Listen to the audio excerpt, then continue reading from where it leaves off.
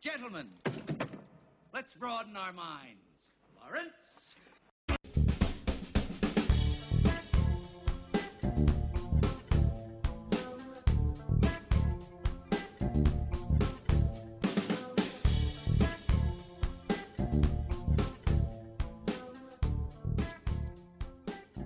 Hello and welcome to episode number 40, the big 4-0 of the Real Flicks podcast. Old. So old, very old, but that's okay. That's it's like fine wine. We get better with age, I hope. But, please. please. Because if this is the best it's gonna get, then no. We should. What are we gonna do for our 100th episode? Kill ourselves on the Oh air. shit! No. Okay. No, Some Kool-Aid. I'm into it. I've actually, spoiler alert, since this is a little bit down the road, I'm thinking that's probably going to be our top 20 movies of all time episode. So, Josh, you host a movie podcast, okay? You watch movies. You should be able to say if you like a movie more than the other. Like, here, let's try it out. Yeah. What do you like more, Gremlins or Captain America: The Winter Soldier? I haven't seen Gremlins. Jesus Christ. Jesus Christ, Benton. Fucking hell.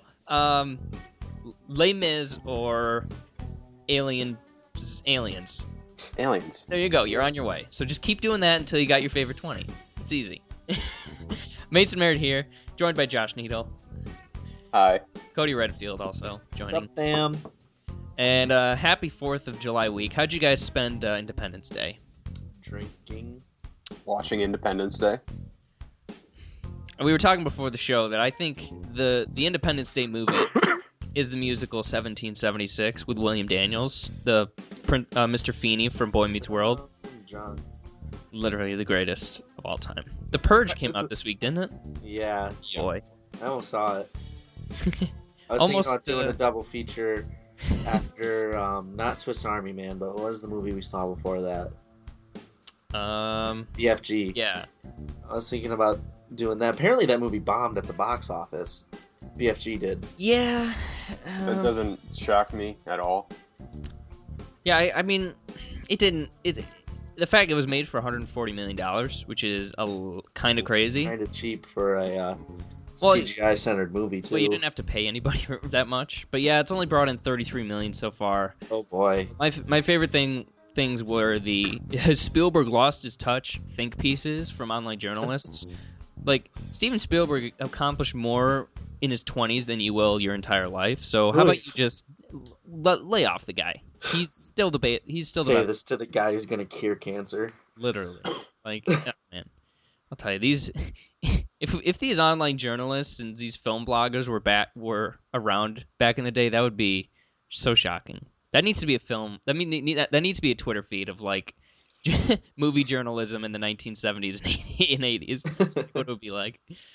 Like, did Steven Spielberg secretly direct Poltergeist? Like, that'd be. They report about how they reshot about the first 40% of Back to the Future, and everyone would think it was a failure. Exactly. Just golly. Just it's knee-jerk journalism. That's all it is. Well, I wouldn't even call it journalism because nobody went to journalism school that writes that stuff. But that's neither here nor there. But so how you guys doing? How's your week been? What are you excited about? What are you looking forward to in the coming months? Wow. Well, I realized that when we did our like top 5 favorite of the year, it was pointed out to me by someone that like, hey, that's not the middle of the year. It's once June is over. And I was like, shit, darn it. I don't know how to count, I guess, but so technically we are at about the halfway point. So that's very exciting. Yeah. Anything? Like what we're looking forward to the rest of the year? What are you looking forward to? What's There's a what's little up? movie called Rogue One coming out that I'm kind of excited for. About Anna Paquin's character from X-Men. Exactly. It's the prequel to X-Men 1. Fuck, I lost that. They already made 2 of those. 3 of those. I don't even know what's coming out. Just Sausage Party, Suicide Squad. I mean, that's coming recently anyway. Suicide Squad. Oh boy. Lights Out. It's coming next week. Yeah, can we talk about that for a quick second? I'm really excited. Actually, before we do that, Cody, did you by any chance see the trailer for Bleed for This yet? bleed for this. Well, the Miles Teller movie we talked about last week. Oh no, Okay, never mind then. I forgot to. but You told me let's- that, didn't you? No, if you get around to it, no big deal. But no, let's talk for a second about the trailer for Lights Out. Josh, you and I are from very different perspectives on this. I think it looks really cheap and dumb, but you seem to be really like about it. So I think it looks fantastic. But all it is, it's like when the lights are off, then the ghost comes. That's it. It's That's something. just keep the lights That's on. clever. That's It's not interesting. clever. Yeah, it is. Ridiculous. And it's about the tension and it's about the filmmaking. I don't care if It's not tense when you know that it's going to be around when the lights are on.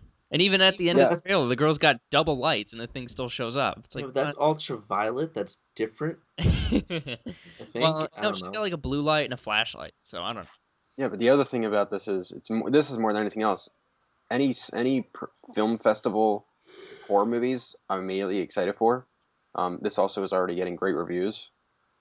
So, and it's also got Teresa Palmer, who I love. Who? Who is that? She was in. Can't love her that much, can you? Josh? Yeah. Well, she Um, was in Take Me Home Tonight and yeah, she- Point Break. So. Haven't seen either Oh, of and of those. course, Nicholas Sparks' adaptation, The Choice. So she's Yeah, obviously she was in the zombie movie. Warm Bodies. Yeah. What? Oh boy, Did she the you main not- character? Yeah. No, I haven't seen it. She's great. I heard that Yeah. movie was garbage bullshit. Mhm. It was great. My friend said it was garbage bullshit. I didn't. He's seen the reviews It's for it. from the director of 50/50. I didn't see that. Yeah, That me means neither. nothing to me. Oh my god. But anyway, yeah, I think it looks great. So Okay, I just think it's kind of silly, but it might be fun. I'm It'll- excited for it. It'll be decent because like I'm horrored out for the year, not horde. Conjuring killed you. Yeah, horror. Horror. Yeah, Witch, Conjuring. I'm good. I don't need anything else this year. Maybe I'll catch it on DVD or Blu-ray or something like that. But nah, I don't know. It just seems silly. Like lights, just keep the lights on. Get a Jenny. yeah, what if the lights can't stay on? Yeah. It's not that hard. Just leave them on. What if the And what if lights they go out? What if the electricity goes out? Then then leave. Go somewhere else. You don't need And what to if stay it there. follows you? What if it's haunting you? You should just go to Alaska during whenever Yeah. it's really bright all the time there. Yeah, perfect. Just like the movie Insomnia. Just do that. Just like 30 Days of Night, but the opposite. 30 Nights of Day. Whatever. I Oh, I thought you were correcting the title. think I was, but now I've forgotten No, no, it's- completely. Can't be 30 Nights of Day makes no sense. Well, if it's a 24-hour day, then it does, because then the nighttime is let's just go. Let's yeah, just do let's something else. let's move on, everybody. But So all about those politics. yeah, no. No, I'm excited. I'm excited about some smaller stuff, but like The Crown and the Jewel is Fantastic Beasts. Like that was my most anticipated to start the year, and it's been a great year so far. So I'm really excited about that one. It's amazing that David Yates has 2 ginormous movies coming out this year. Like the guy must not sleep. But I've seen so much from Fantastic Beasts, and with the new Harry Potter play and script book coming out, I'm just gonna be in the Potter mood. So that's the one I can't wait for. I'm thinking of going to New York to see that one, like the premiere or whatever. And also, U2 is releasing an album, so Oh my gosh. that's fun. What a great year for you. It's an okay year. We'll see if they go back on tour. But all right, since to my knowledge, Josh, we did not have much of any movie news this week, correct? Correct. Okay, so we are gonna play a game instead, and it is gonna be a favorite. It's gonna be Guess Who. So the rules of the game is I pick a movie for you two guys, and then Josh of course picks one for me, and then with just some general clues, not some teasing certain aspects of it. Your job is to try to guess which movie it is I'm talking about. I can repeat the questions. You can ask for a little bit more specifics, but it's up to the question asker as to whether or not they can reveal that information. So, Josh Needle, you're going to be going up first. So, your film was released in the 2000s. It is an adaptation of a children's book, and it stars at least two Saturday Night Live alums. Oh God. Do I get just one guess or? You can ask away, and I'll see if I can answer it. Okay. Can you give me this? No. You said it's based on a children's book, right? Yes. What genre is it? What genre of children's book? Yes. I think that's kind of its own thing. Yeah. But I guess if you Okay. if you want me to classify it, it'd be leaning towards fantasy. Okay. Yeah. Sure. Okay. Fantasy. Fantasy. Not like Lord of the Rings fantasy, just so we're clear, but like a general fantasy. Like Once Upon a Time. Yeah, things. kind of. Yeah, a little bit. So I'll repeat those again. So released in the 2000s, it's based on a children's book, and it stars, at the very minimum, 2 alums of Saturday Night Live. I have no clue what this is. Well, ask me a couple. You can ask a couple more questions. You said 2000s, like Yeah. 2000 to 2009. Yes. Okay.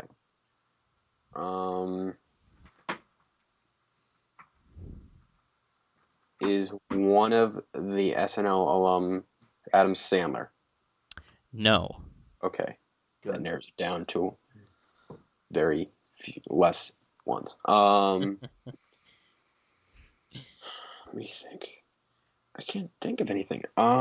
Be giving you a 10 count momentarily. Okay. Savage. Oops. 10, 9, 8, Um. 7, 6, 5, 4, Oh no. 3, 2. Can you final answer after 1? Uh, 1. Final answer, Josh Needle. oh, Jesus. Oh. Just give me a move. Give me a guess. Grown-ups. I don't know. That's based. What children's book is that based That on? came out I in don't like know. 2010 too. Like, I couldn't think Cody? of anything. oh, I don't know. Any guess? No. Throw out a guess. Can I ask some questions? Yeah, sure. Ask one. You can ask one and then. Ask one question. Yeah, sure. Because usually one of you guys is able to figure it out, or at least one of the Can person. Can you tell me one of the SNL alum in it? Alec Baldwin. Fucking oh. Oh my God! Is I it know Cat what in the it Hat? is. It's Cat in the Hat. I would have guessed that if I. You could ask. You could ask a question. I didn't think of that. Wow. That's okay. Awesome. I wasn't thinking like picture books. I don't know. Yeah, it's a kid's book. It's a kid's book. Cody, this one is a little tricky. Oh boy. So I'm gonna give you some leeway on this because I'm not. This isn't a movie that I know that you've seen, and it doesn't seem like it. It just at face value, it doesn't seem like a movie that you're gonna be 100. You'd be 100% into. So if so, we'll see. We'll see how it goes. So your movie, it was released within the last 5 years. Okay. It stars. One of its main stars was nominated for an Academy Award within the last 5 years. All right. And it is a psychological thriller. Psychological thriller. Yes. Came out in the last 5 years. Yes. So between 2011 and today. Basically. You said one of the people in it was nominated for an Oscar. For lead actress. Can you tell me who the actress is? No, but I can tell you who she lost to. Who did she lose to? I can tell you in just a second. I'm mostly sure who it is. I just want to make sure. So this actress lost to Meryl Streep. Sorry, it doesn't really narrow it down too much because everybody's said lost. it was a psychological thriller, right? Yes. Huh. What do you think about it, Josh? Do you have any idea? Do you have an idea? Like a little? Is anything? I can't think of anything. Can you tell me who the director is? No, but I'll give you a hint. No, but this is a good hint. No, because this was supposed to be his last movie. Supposed to be his last movie. Yes. Shit. And so far it has been, but he's making a comeback fairly soon. Damn it! That was a really good hint, by the way. I had an idea who it was. Or what the movie was. What year was it released again? Between 2010 and within the last 5 years, so 2011. Oh, what's his name? I know the director you're talking about, and I can't think of his name. Well, don't say it. I know. This isn't a group project. Would you like to call a lifeline, Cody? Can I? How about this? I'll give you multiple choice. Actually, no, wait. No, I can't do that. No, never mind. But that's something for the future if you want multiple choice and knock it down. Okay, is it a multi-word title? Yes. Can you give me one of the words? There's only 2 of them. So you could give me one of them. Side. I know what it is. Side? Yes. Fuck. I'm going to give you a 10 count. 10. You can ask one more question. 5. Actually, it was too fast. Sorry. Fuck. 5. Side. Oh boy, I don't know. 3, 2, 1. Throw it a guess. I don't know anything that ends in side. I don't know. I have no idea. So you give up. Yeah. Okay. I didn't think that would be that'd be a tricky one. So, Josh, you know what it is? It is Side Effects. You are correct. Oh. You ever heard of that, Cody? No, I haven't. Okay, I thought it's Steven Soderbergh, Rooney Mara, who was nominated for an Oscar. Jude Law and Channing Tatum are in it. Catherine Zeta-Jones as well. It's actually a really good, really great movie. I thought it was Black Swan for a while. Oh, that would have been a good one. Swan would have really given it away. Yeah. That's cool. All right, so swing and a miss so far. So I don't know, were these tough ones or just did I pick movies that you haven't I've really? never seen that movie. Yeah, that was kind of a shot in the dark. So, Josh, I hope you have a tough one for me. So, let's hear it. All right. Your movie Okay. was released in the 1980s. Okay. Is it Star Wars Episode 5? No. No. Does not have Star or Wars in the title. This movie is a comedy. Okay. This movie has had a remake made within the last 5 years. Okay. And remake. Huh. And okay, what's one? I don't want to give too much away. This movie stars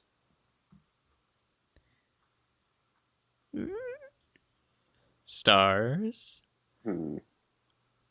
Power Games. All right. This movie stars somebody Wow. from It could be anybody. from the Alien franchise. Okay. Okay, so it's a comedy in the 1980s? Yes. Comedy released in the 1980s. Stars somebody from the Alien franchise. So my first thought's Sigourney Weaver. But what comedic things has she done, especially that's been remade? Huh. I don't think... My first thought was Jump Street, but it was a movie in the 80s, correct? Yes. Okay. There was also that random... Oh no, that's not the horror movie. An 80s comedy that's been remade. Okay. Come on. I don't. If it's the movie I think it is, this is pathetically easy. Shit. Can you give me a hint as to who directed the remake? I cannot. You can't. So that will give it. That will give it away. Wait a second. Oh my gosh. Now I absolutely know what movie it is. Oh wow, I don't. Is it just comedy or is there something added to it? It is mainly comedy. Mainly comedy. Okay. Any other actors in the remake or the original you could hint at or give me? The actors that starred in this movie had cameos in the remake. Oh, what the fuck? I don't know. They had cameos. I think you're thinking about it too much. Has it come out already? Yes, certain sort of. Oh God. What? Okay. Come on. Was Come on. God. I really go. This hurts me so much. Is it Ghostbusters? It is Ghostbusters. It hasn't up. come out. It's been screened, so it has been seen by people. That's what? I said the remake has been made in the last 5 years. I didn't say it was released. What? That was okay. That's the worst point I've ever gotten, but okay. Like I did overthink it. You're right, Cody. Gotta listen to the words. I did. I just didn't. That was a very strange choice, Josh Needle. I have to say. So Side Effects, Cat in the Hat, and Ghostbusters were the. Side effect. I thought you'd seen it. I don't know. I thought you'd No. seen it. I don't even know. Like, if you had told me Steven Soderbergh, I would have no idea. Okay. I don't even know who he is. He's the Ocean's 11 guy. Oh, that means nothing to me. Well, that's the greatest film of all time. So Oh, really? no, I don't know, but it's super fun. Josh is wrong for hating it. I didn't see it. You hate it. That's not hating. Not seeing it. It means you hate it. Oh shit! Sorry, I hate it. So y'all are haters. But all right. Well, game night standings 7-4-4. With me with 7. You guys with 4. So I'm just Rigged. It's not. Hey, I gave you I gave you Cat in the Hat. If you can't get that, Do that's we not get points for guessing each other's movie? I mean, think about it. We all that is true. guessed. About half a point. I could deal with that. Yeah, I could probably live with half a point. So, updated, Josh is going to have 4.5, We're all both at 4.5. and then Cody has 4.5. I was getting to you. Don't worry. 7. But let's move on with tonight's feature conversation. Let's talk about Swiss Army. Oh, I'm so excited. Swiss Army. I can't even say the title. It's making me kind of giggle a bit. But Swiss Army Man. Let's. Why is it so funny? I don't know, because I'm thinking about farting. Okay, so let's move on and talk about the movie. Or I'm just hallucinating from starvation.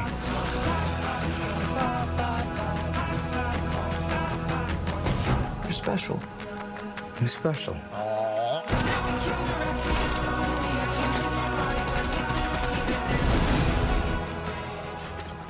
So, I guess I'm starting off the top. The biggest praise I can give this movie is that I haven't seen anything like it Ever. ever. So before we really dive into the movie, we're gonna give a basic plot summary, and just know we're gonna be getting into spoilers here. So spoiler alert up at the top. After I give this little thing, so essentially the movie opens on Paul Dano, castaway style, stuck on an island. He's about to kill himself, and so it gets off to a really interesting start. And then he sees a body wash on shore, and the body is that of Daniel Radcliffe, not the celebrity Daniel Radcliffe, but his character.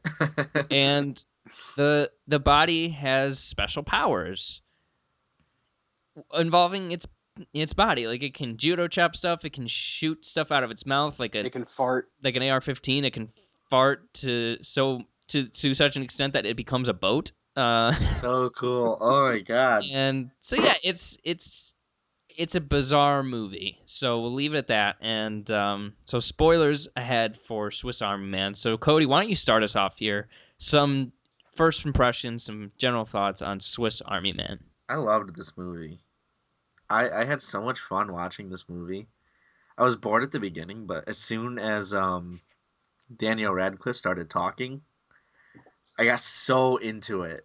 I got so into their friendship and just how completely they relied on each other. It was just so good. The writing was hilarious. The scenes were great. Mary Elizabeth Winstead's in it, so we got that going for it. Easiest paycheck of all time. Her one line. What the fuck? Like, Perfect. same. But yeah, I had so much fun with this movie. Josh, you're next. I don't even know how to process what I saw. this is one of those movies that I need to see it again to actually have a full opinion on. But all I know is whatever this movie is, it's really beautiful, and I enjoyed the hell out of it. And the acting is great, and it's really, really creative and original. And one of my favorite things about it is that I actually listened to an interview with the director, and he said the reason he wanted a scene where a guy rides another guy through the ocean as he farts his way across, and he wanted to build the movie around that. That's amazing. And that's my favorite thing ever. And this movie is really, it's just cool. It's interesting and different, and it's funny, and it's exciting. I don't know if I could say I love it or I really liked it. I don't know where I stand exactly on as a movie, but just as like a viewing experience, this is something else. It's wild. It's awesome. Yeah, I'm kind of echoing both you guys. Cody, just like Cody, I really loved it, but also with Josh, I saw it a few days ago, and I'm still kind of working on exactly how I feel about it. But it's definitely a positive side. Like I said at the top, I haven't seen anything like this. This sense of humor is just so kind of off kilter from what we normally get. Like I was watching TV the other day right before I went to see the movie, and I just saw a trailer for Mike and Dave Need Wedding Dates, and that's pretty nothing wrong with that comedy. It's just a very kind of like typical kind of punchy, quippy lines and funny setups like getting run over with a four-wheeler. And then to go see this where it's a more philosophical but also juvenile funny. Actually, I'm thinking about this right now. I think the thing that this reminds me most of is South Park. Like South Park is probably my favorite show of all time.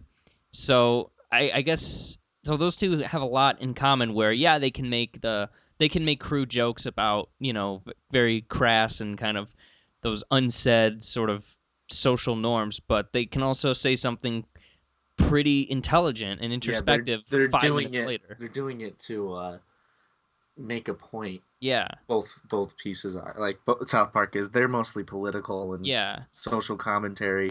Well, even then, South Park does have They do have these kind of like these sort of philosophical moments, I guess. Yeah.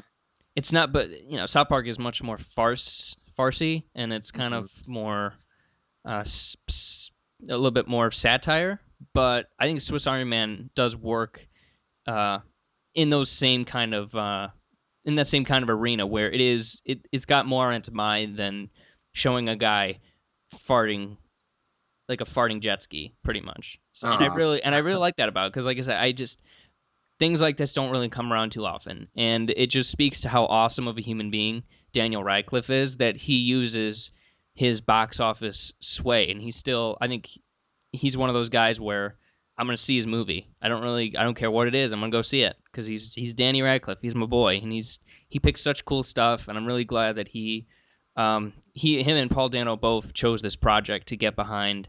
I'm so glad they did. Yeah, because this movie doesn't work without the two of them, especially Radcliffe, who I thought, not that there's much of a show to steal, but he did it for what it's worth, and I just loved it. I really did. So let's talk a little bit further just about the performances. I guess we should start. So for the first 35 minutes or so, this is Paul Dano's movie. Yeah, he's the only guy on screen. He's carrying the whole thing. So how did you guys like him as an actor in this? I liked him a lot. I thought he was great. Yeah, he's awesome. He did a great job. Like, he's straight up me if I were ever stranded on an island. So you probably, would you kill yourself sooner or a little bit later? Because he was out there for a while. Yeah, we don't know how long he was there. It depends. Well, I think the fact that he had a beard, and earlier he didn't, on the scenes in the bus, he didn't have a beard. I don't know how long it would take me to kill myself. It probably wouldn't take very long, but yeah. I don't know. I might like it, but I could not be a Tom Hanks kind of a situation where I just become super legit just from necessity. I'm not smart enough to do that. I would just be crying the whole time. But fair. I don't want to be here. Where's my cat? Where's my cat? A mountain lion comes and says, "Hey." Yeah, what's up? with Paul Dano, like especially, I think he's such a weird looking guy, but there's just something so relatable to him. Like he's like a mishmash of just faces that you know. Just a So- normal guy too. Like He's he's not. awkward but normal. Yes.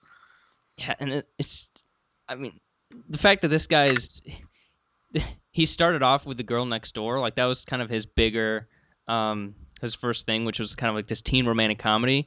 So then 3 years later to do There Will Be Blood, Which I was trying so hard to figure out where I saw him yeah, before, and then I realized, oh, he's the guy that gave that powerhouse performance. yeah, like He's also, He he's was- also in Prisoners. Is he oh, really? true, yeah, Alex. Actually, in college at my last school for a project, we did a recreation of that scene, and I played Jake Gyllenhaal. My friend played the kid. I'll send you guys a link. It's actually pretty funny. Which scene? The scene in the interrogation room when he like Oh, Jesus. yeah, when he like throws him up. I don't know why we chose that. Like other people did the Anchorman song, but I did Prisoners. I don't know. Hell if I know. I don't know. It was fun. I got to play Jake Gyllenhaal, which is good time. Good stuff. But so yeah, let's. I another thing I liked was the movie not much happened, but it definitely felt. I definitely felt satisfied because there's really 3 locations throughout the entire thing. It's the ocean or the beach, the forest, and then the house. And we only get the house for a couple of minutes, Mhm. but a majority of the movie takes place just when they're kind of dicking around in the forest, and it's the movie's like 88% like it's 90% character stuff, and that floored me because Yeah. I thought this would be much more jokes like them messing with forest animals and people or stuff like that, but it's just these 2 guys. They're just the 2 guys talking, and that's where the comedy comes from. This is such a well-written movie. Oh yeah, Like, that's how people talk to each other. It's just, it doesn't seem like you're watching a movie when you're watching. It's just you're watching guys hang out and learn about what a boner is. Stuff like that. kind of having to teach, and there was like I got this AI element to it where I don't remember exactly what movie it was, but there's some movie out there where there's a human character like teaching an AI what it's like to be alive. If you guys can remember, because I sure can't. But it had that sense of it where Daniel Radcliffe's character is like learning things for the first time. That he just sort of says these crude things because he thinks that like. So when you masturbate, you think of your mom? Like, is that and just little things like that, or just like we're all ugly, dying sacks of shit. Like that was my favorite line ever. I kind of want that on my tombstone. Just we're all ugly, dying stacks of shit. But Josh, what are some of your thoughts? Yeah, like you guys said, it's really well written. I mean, the dialogue in this is, it feels. I don't know if I'd say real, but it also kind of is real. But like, it's stuff that nobody wants to talk about, but we all do and think and say, like in our like when we're just hanging out with friends sometimes. But like, I don't know. It's just like it's honest. It's such an honest, real movie. Maybe not realistic, but it has this just real like trueness to it, and I love that about it.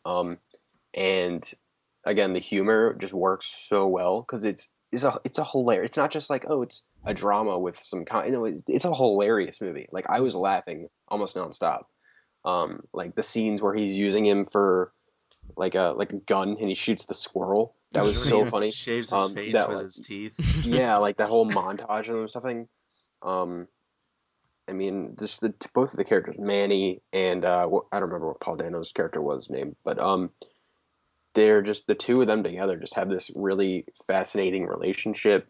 And I like how you kind of learn more about Paul Dano's character as you go along. You kind of we reveal more about like who he was and stuff like that, and the stuff with the girl. And I thought all that was really interesting. Level 10 creeping right there. But, yeah. But I mean, it's a Mary Elizabeth Winstead. Yeah, like who I would do the same thing. That was a nice little twist. I didn't know she was in the movie, so it was a nice little reveal. Yeah. And yeah, Would it be funny? How funny would it be if that was actually Mary Elizabeth Winstead? It wasn't a character. It was just like Just her. this dude obsessed with Mary Elizabeth Winstead. That might be funny. That'd be funny. One question I do have for you guys, I didn't quite catch, so I'm hoping you did. How did Paul Dano end up on that island? I don't remember that. They didn't say. They Yeah. said- Okay. It never says. Yeah, that doesn't bug me though. That really Yeah, doesn't. I didn't. It's like, okay, you're on an island. Yeah, they don't. Cool. I mean, Let's do it's it. fine. It's like it's one of those things like sometimes movies kind of like go out of their way to explain certain things that really you don't like. It's not important. So it's like I love that this movie is just like, yeah, we don't care, we don't know, you don't need to know either. Let's go. Yeah, it's a movie. Assholes, just listen. Another great quote. If you don't know Jurassic Park, you don't know You shit. don't know shit. Yep, that was a great line. That's just little.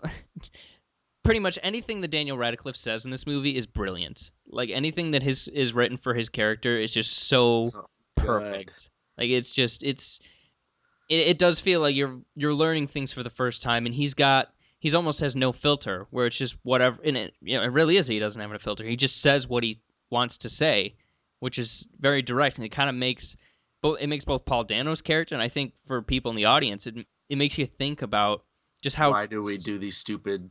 yeah Why don't we always say what we're thinking? yeah like just with human interaction, because it's just so it's a hodgepodge of just stupid Rituals and like things you gotta follow, Yeah, rules that just say what you mean. yeah just like Yeah.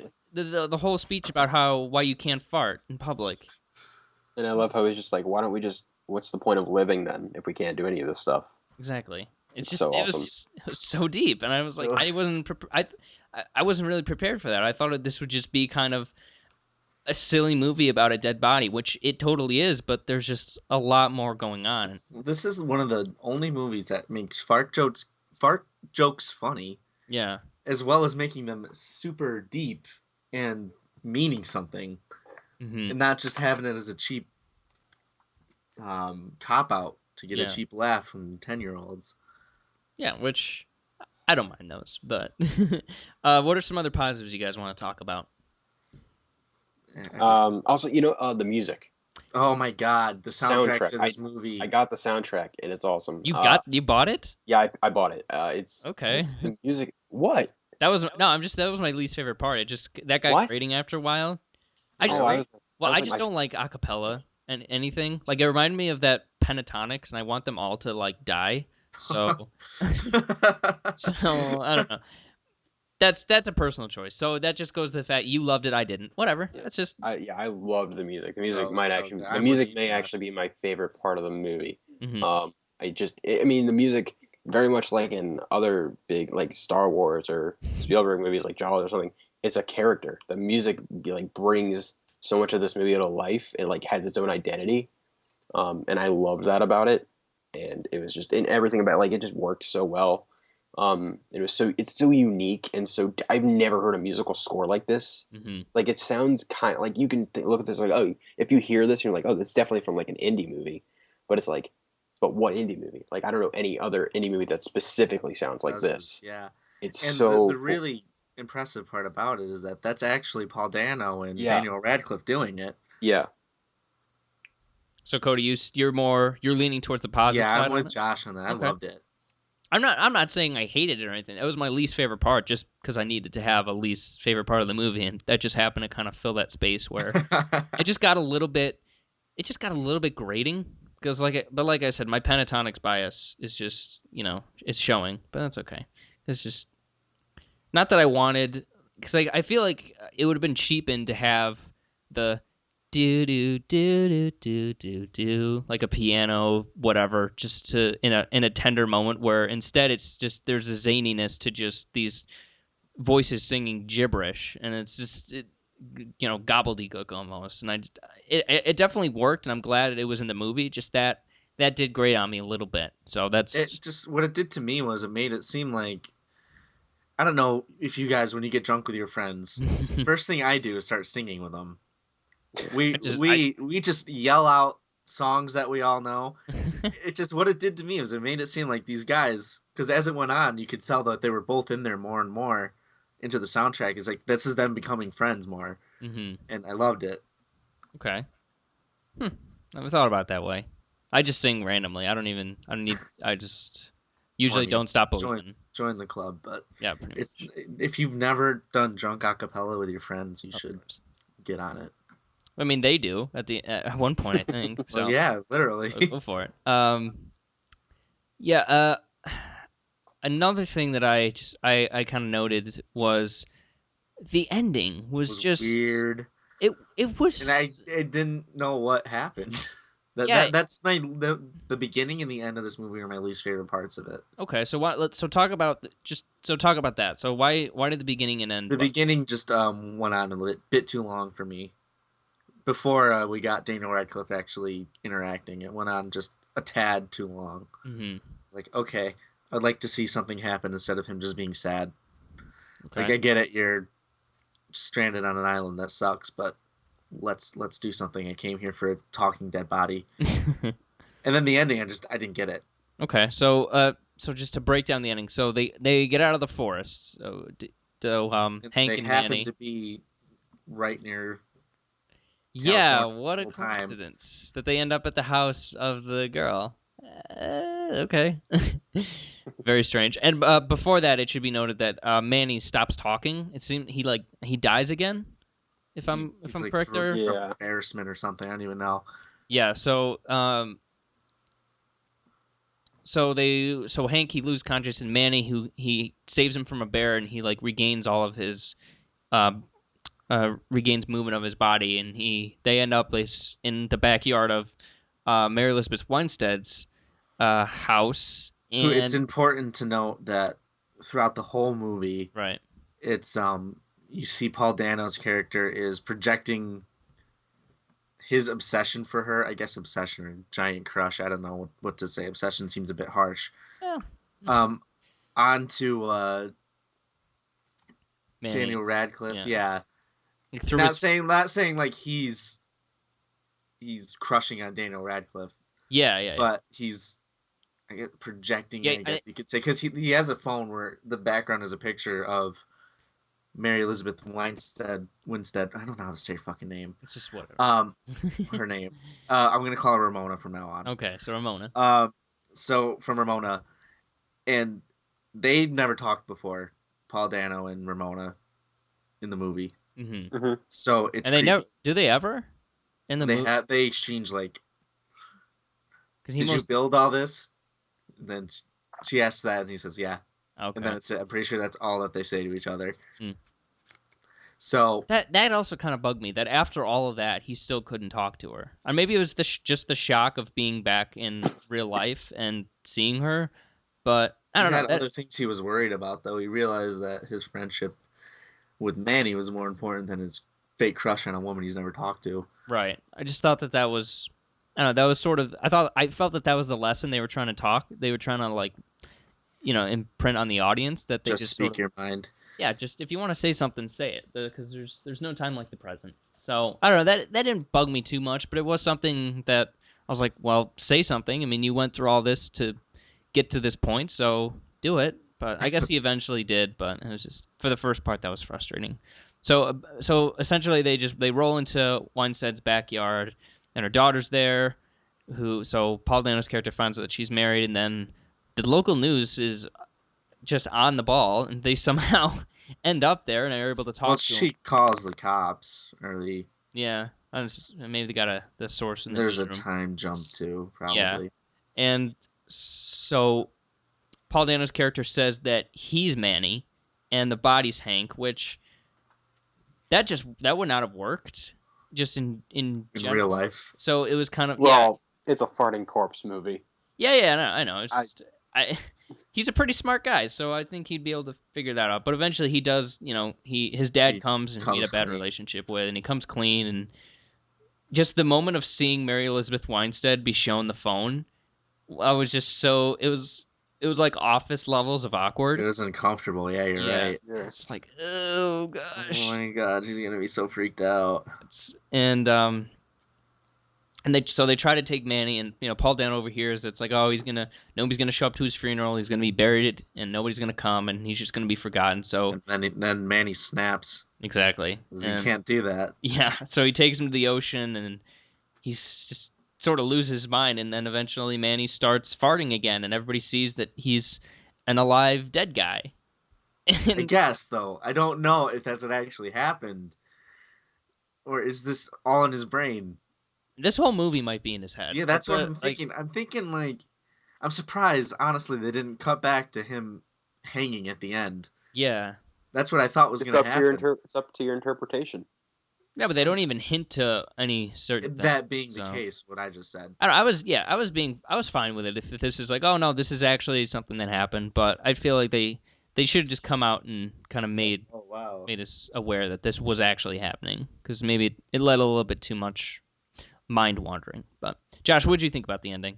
The ending, it fell apart and then it saved itself. For me, it was like as soon as they got to her house was when I was like, and then everything from there to the end was like, this is all kind of falling apart, and I feel like I'm like this was awesome until now, and it's like it's kind of a little all over the place and it feels kind of sloppily handled together. But maybe I think that's also just because it was so different, and by different I mean normal, than the rest of the movie, and it maybe felt a little out of place, and I don't know, it was weird and it was a little jarring. But then it kind of comes full circle at the very end because I was like, Manny reveals himself, and he farts his way across the ocean, and to me that final moment kind of saved that whole third act to me. The whole entire third act. Where do you think the third act starts? Pretty much the minute they get back to the house. Oh, okay. I was gonna say because I'm not sure where I think the third act starts.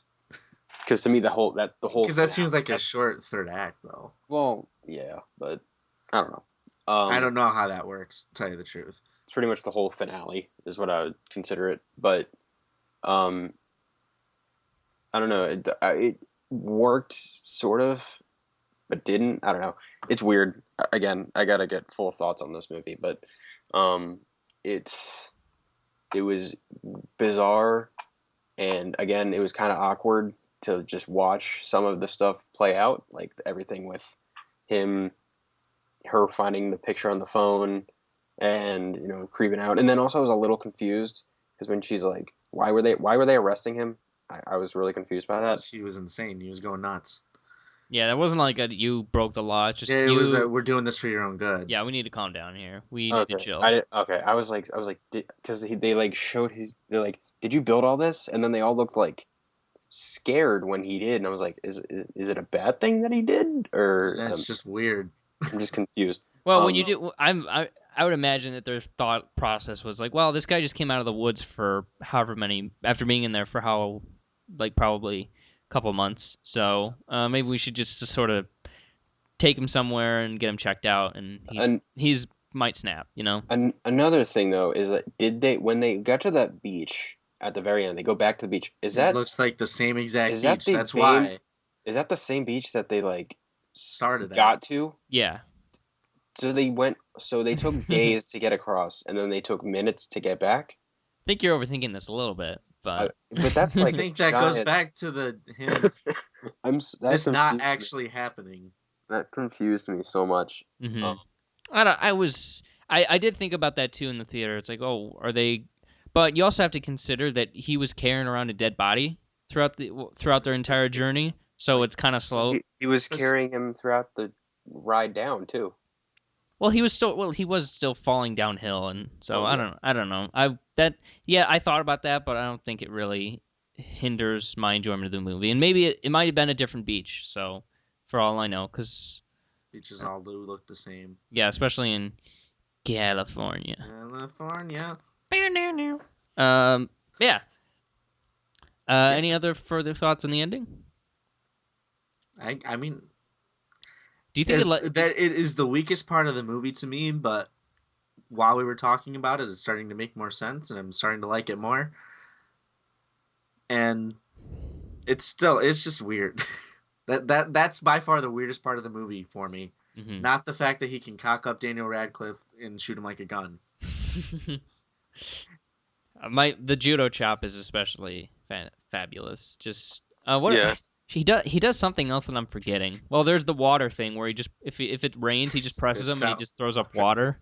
That was just a really funny visual of Daniel Radcliffe becoming like a faucet. Water fountain. Oh my god. Yeah, that was just the imagery that this movie has is so fascinating. So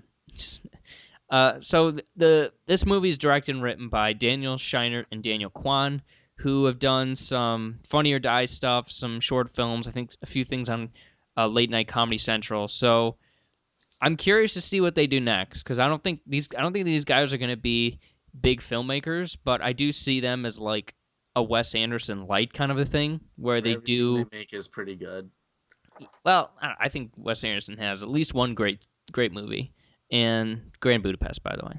Yeah. Figured. So I think these guys have a very interesting career ahead of them, and I'm interested to see where it goes. I mean, I don't think they're going to be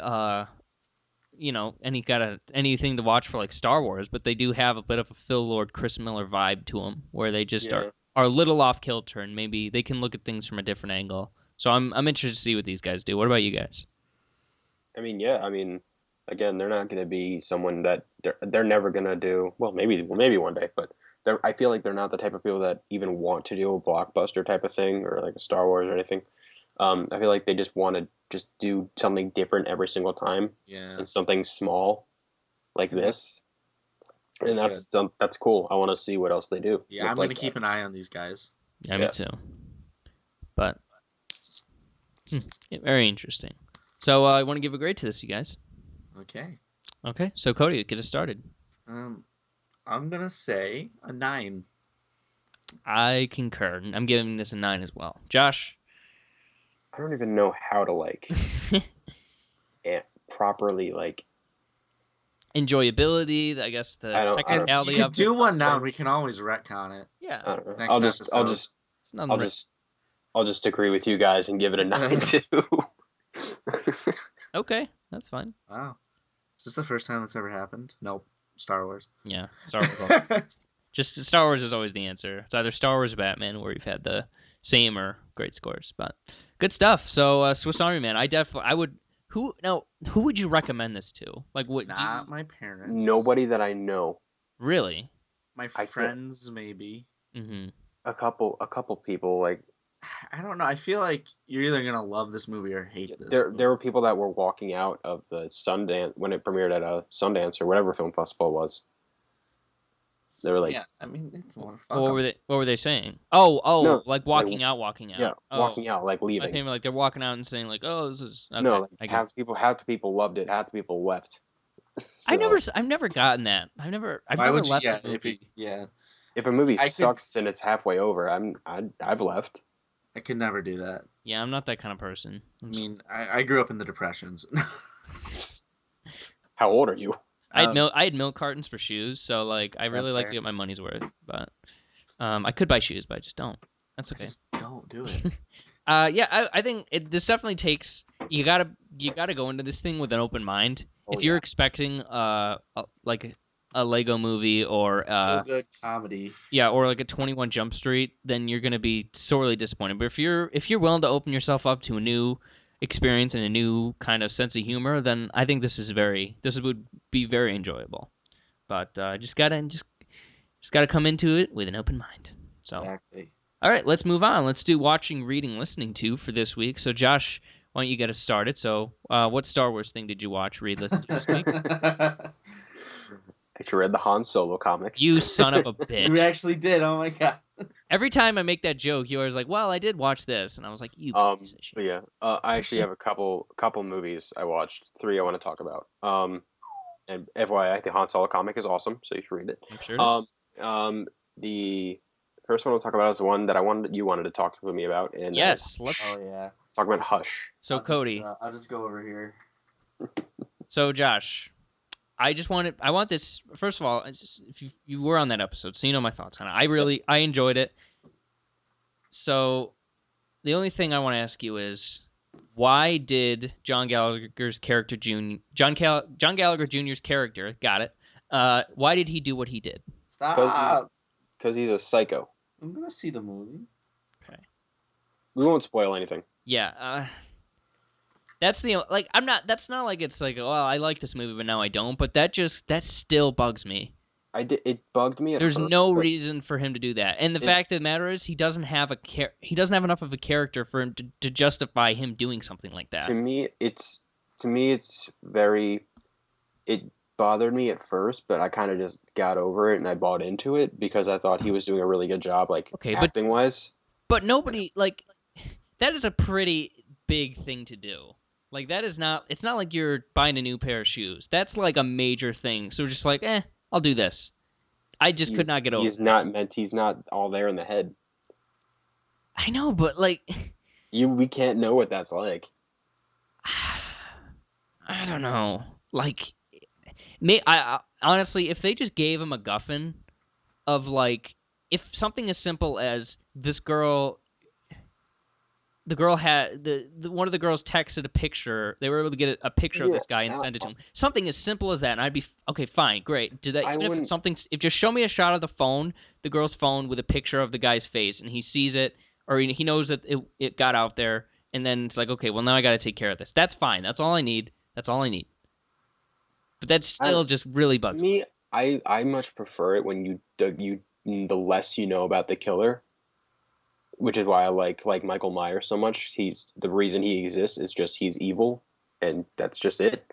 And they were kind of going for that with this, except it's just not really any reason at all. Like he's pure evil. He's just seems like he's kind of a psychopath, but they never really address it.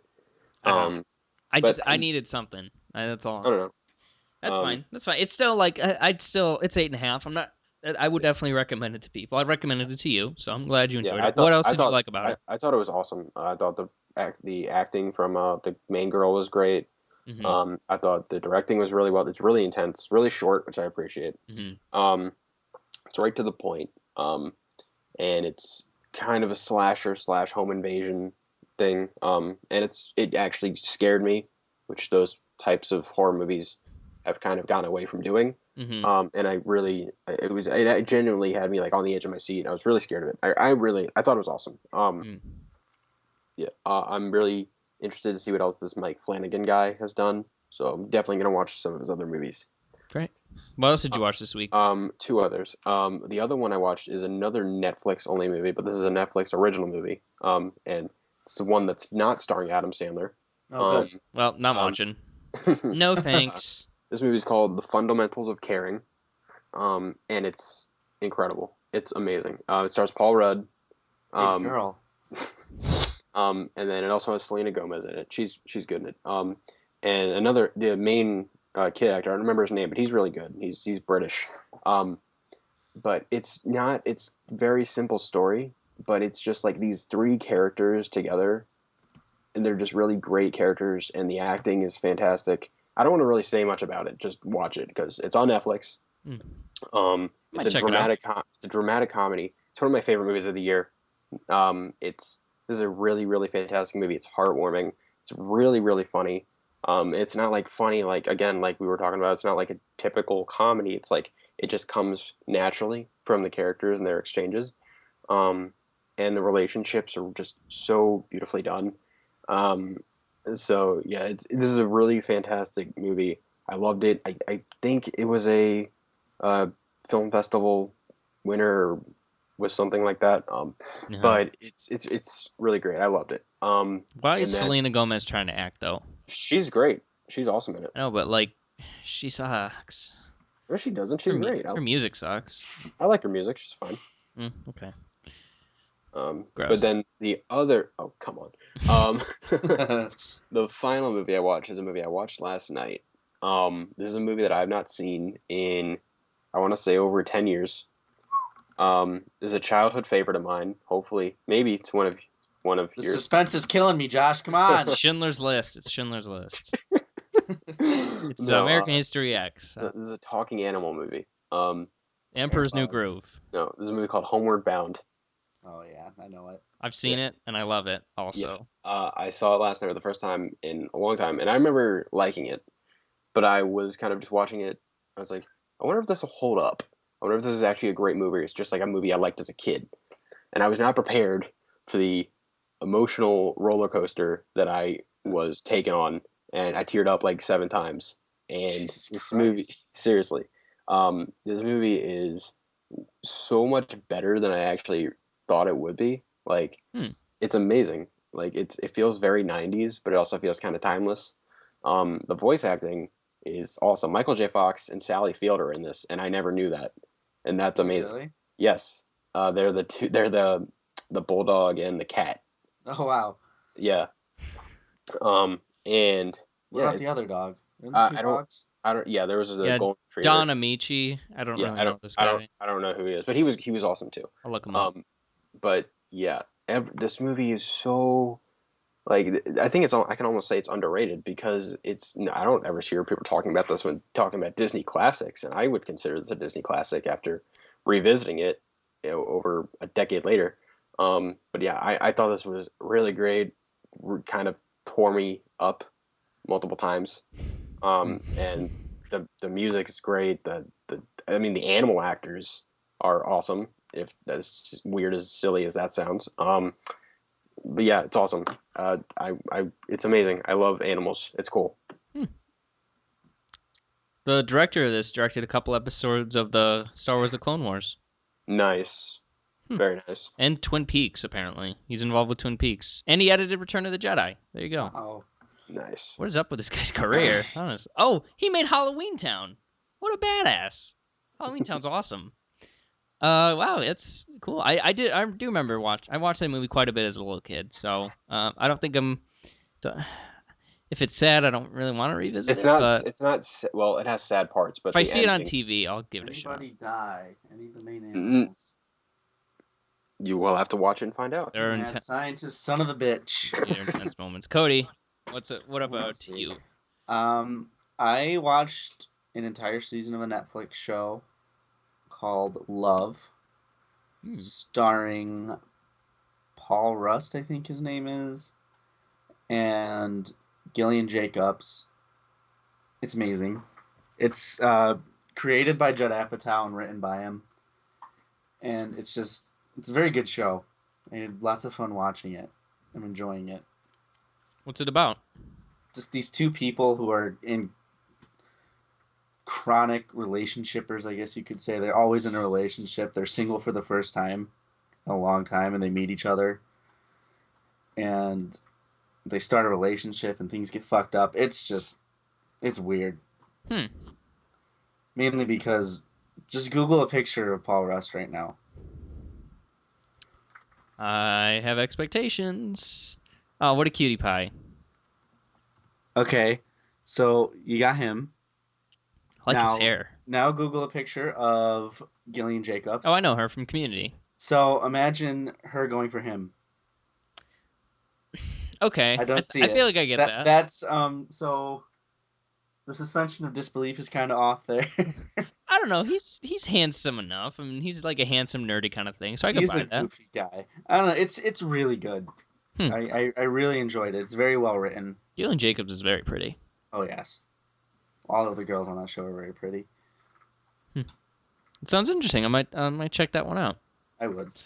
So as for myself, I have been on a tear to start this month. I've decided that I'm gonna rewatch one movie all month. Everything else is gonna be a brand new watch. So here's what I got so far. I started off July 3rd watching Adventures of Tintin, which I absolutely adored. Nice. One of my favorite Spielberg movies, top 5, I think. Is that your rewatch or is that one? That's of the new one. ones? Well, my rewatch is gonna be Dark Knight because Of it's course. July 18th is the 8-year anniversary. Oh, So I've been meaning to get around to that. So now I've got a set date. I'm just gonna build up to it. It'll be super fun.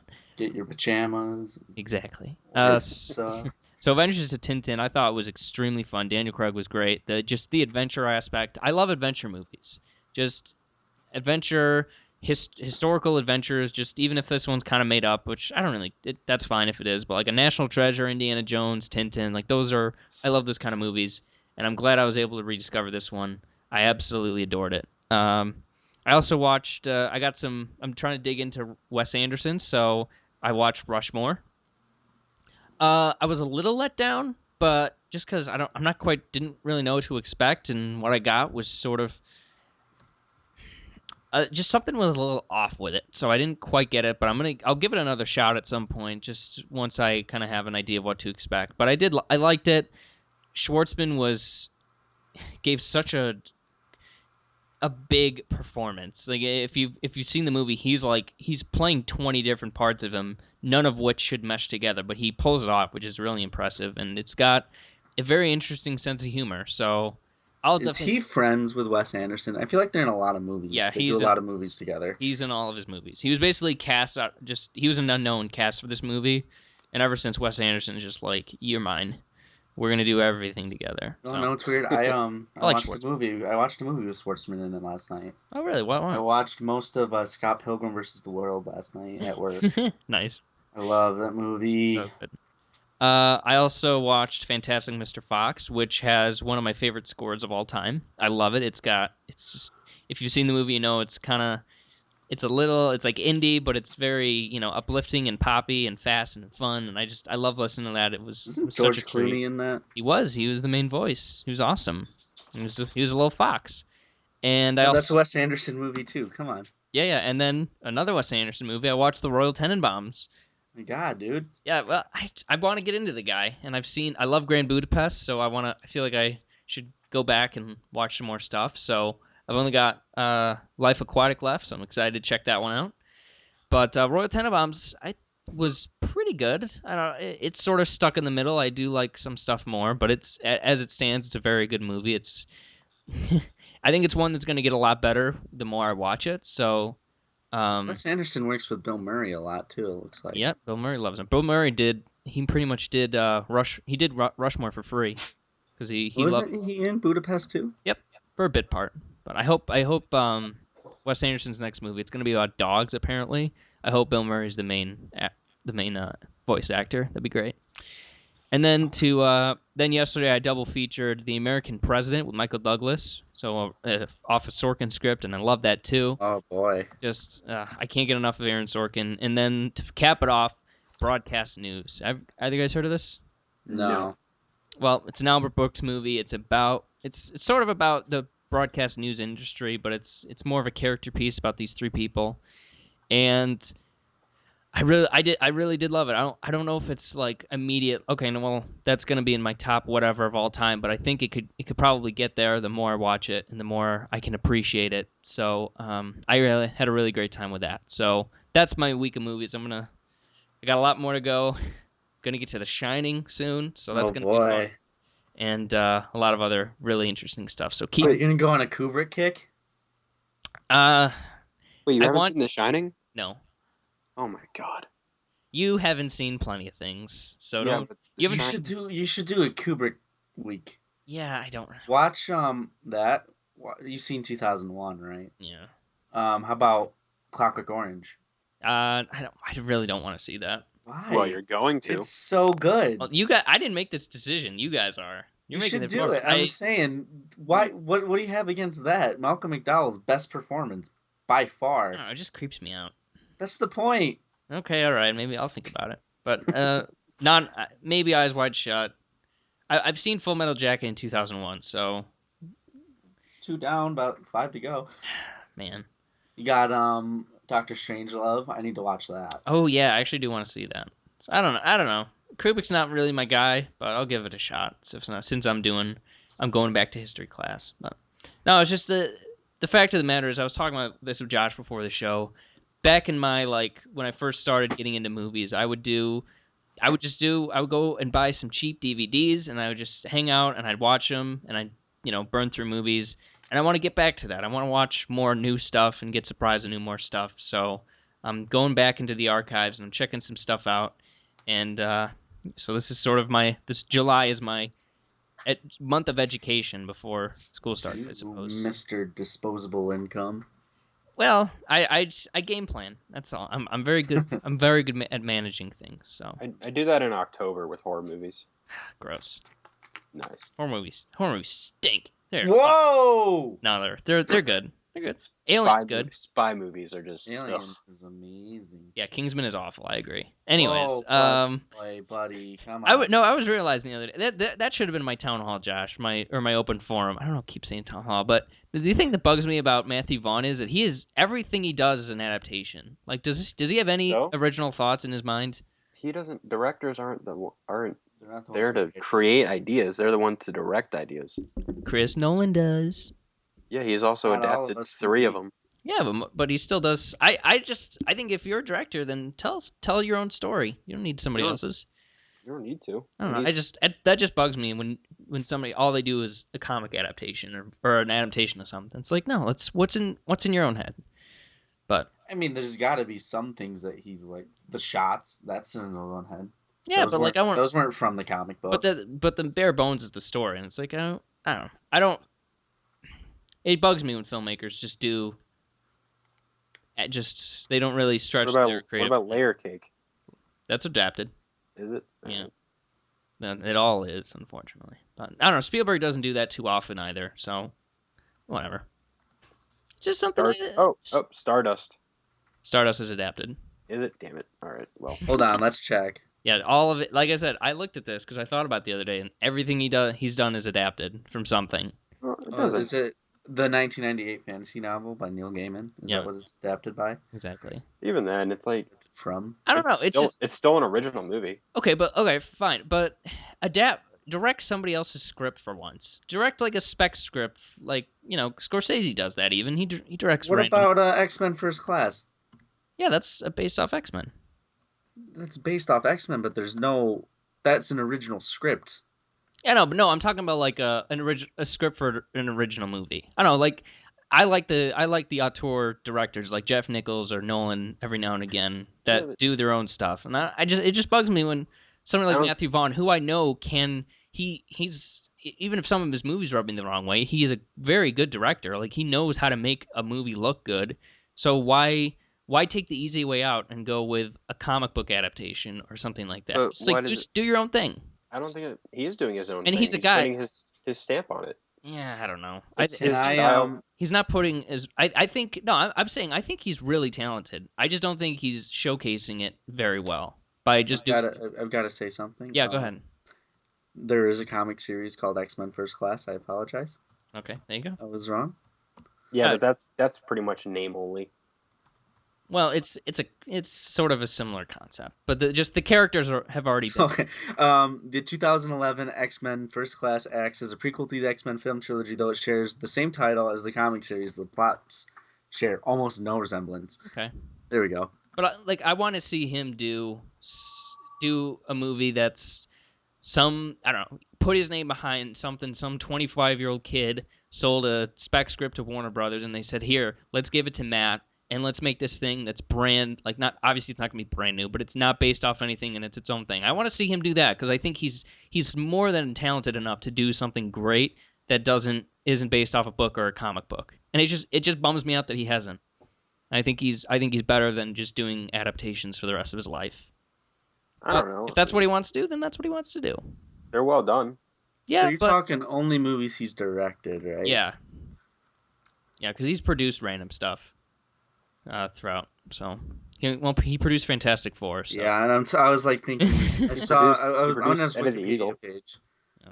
I'm on his Like- Wikipedia page, and he did all of the old Guy Ritchie movies too. So it's Yeah. like, oh, Lock, Stock, and Two Smoking Barrels isn't based on a book. Yeah, and he's going to be directing. It looks like after Kingsman 2, he's going to be doing a Flash Gordon adaptation. It's like, come on, guy. I want to see something new. I want to see something fresh. And if you got a name, especially today when directors, it's the property, not the director.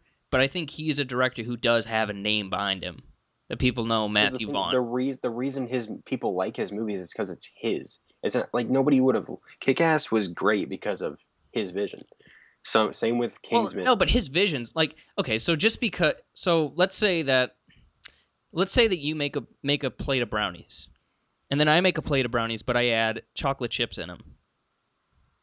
I didn't make anything new. I just kind of added on to You made something it that already better. existed. Yeah, I made it a little bit better. I think that's a different analogy. I mean, he's reconstructing it from scratch in his own way. Oh, well, it's not from scratch though, because everything is already there. Yeah, but he's taking the concept, he's taking the story, I and don't he's know, reinterpreting it his own way. Cody. Where do you stand in this? What do I think? I mean, I think the movies he makes would not be nearly as good if he didn't make them. Mm-hmm. So I think he brings his own vision to these movies just because he doesn't have a hand in writing them or is in the writer's room or writing. What do you know what I mean? Yeah. Has something to do in the writing process. Doesn't mean that he's not bringing his own thing to these movies and making them his own. Because I'm saying, like, say, oh boy, who's the director? Let's say Gareth Edwards. Gareth Edwards got his hands on Kick-Ass instead of Matthew Vaughn. I think it would be just as good. I don't. I think that Kick-Ass lends itself to its own certain type of comedy, and I don't think Gareth Edwards could pick up on that. But then again, the only movie I've seen of his is Godzilla. Yeah. And he does not know how to make a monster movie. And I hate him right now until Star Wars is good. True. So Josh, would you rather his next 5 movies just be adaptations of books and comics, or would you want him to do something that's not based off of anything and is somewhat obviously not original, because nothing's really 100% original, but isn't based off of any previous material? Or do you want him to stay doing comic book stuff and adaptation stuff? I mean, it's a cheat answer, but I mean, I want him to make good movies. Well, I pick mean, one. It doesn't matter. I mean, the movies he's made are still original. Yeah, I was just saying, I'm sure if he wrote a movie, it'd be good. Kingsman is pretty. That's not really that original. It's a satire. There's no movie like there's 24 movies like Kingsman. They're so significantly different than James Bond movies. Yeah, but they're like riding off the coattails, and they're sort of, I don't know. I was just thinking about that earlier, and I was like, well, why isn't he doing something, not tied to anything? Just do something. You could be great, Matthew Vaughn. He is great. Well, I don't think he's made bad movies. I'm trying to think of the movies he's directed, of the ones I've seen. Layer Cake, Stardust, Kick-Ass, X-Men First Class, Kingsman, and then Kingsman. So he's made great movies. I've never seen Stardust or Layer Cake. I can't speak for those. Layer Cake is excellent. What about Stardust? I think I've seen that, but I don't really remember. This guy obviously found his niche. Let him. I know, but if somebody but he does write. Look here on his Wikipedia page, he wrote this movie called The Debt. Let's see how it was received. The Debt? Yeah. Yeah, that's a great movie. And it's based on Ha-Hove by Asaf Bernstein and Ido Rosenblum. See, so he can adapt things. I don't know. And it just in a day and age where so much is an adapted material, I like it when the people that can afford to do something, and he's one of those people. But that's just my 2 cents. But all right, any further thoughts on this episode before we sign off, guys? That went a lot farther than I thought it was going to. Josh? Movies that have I don't know where I was going with this. No. Watch Star Wars. There we go. Watch Star Wars. All right. Well, until next week. What are we? Oh boy. Ghostbusters next week. Oh shit. Oh my god. I forgot that was happening. But more importantly, we get the Rogue One trailer next week. Yeah, that'll be a saving grace for sure. It's a Star Wars Celebration next week? Yep, it premieres on Friday. Oh, okay, cool.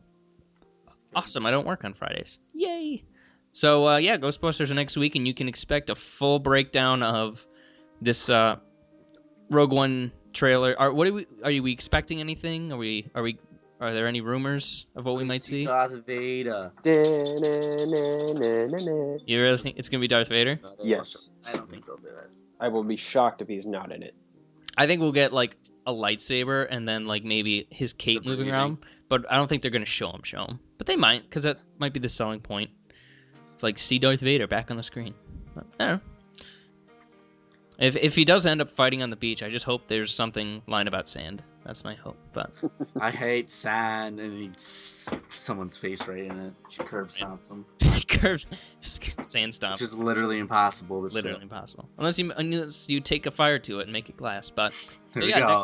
next week, so we'll do a full we should be able to do a full recap on Celebration and the Rogue One trailer. Talk about Ghostbusters, so that'll be an interesting conversation. And then we got some more franchise stuff. Star Trek Beyond, Jason Bourne coming as well, and then Suicide Squad and Sausage Party, and it's a whole busy next few months as the summer begins as the summer begins to wind down. But until next time, you can follow us at _Rifflix on Twitter. Send us an email at rifflixpodcast@gmail.com, and leave us an iTunes review. Tell us what you think about Matthew Vaughn. Is he a gun for hire, or is he one of cinema's premier minds? Jesus Christ. Let us know. But until Or is he next, both? well, I don't know. You can't be both. He seems like a gun for hire to me. I don't know. But until next time, guys, take it easy. You don't know Jurassic Park, you don't know shit. Yeah. Bye.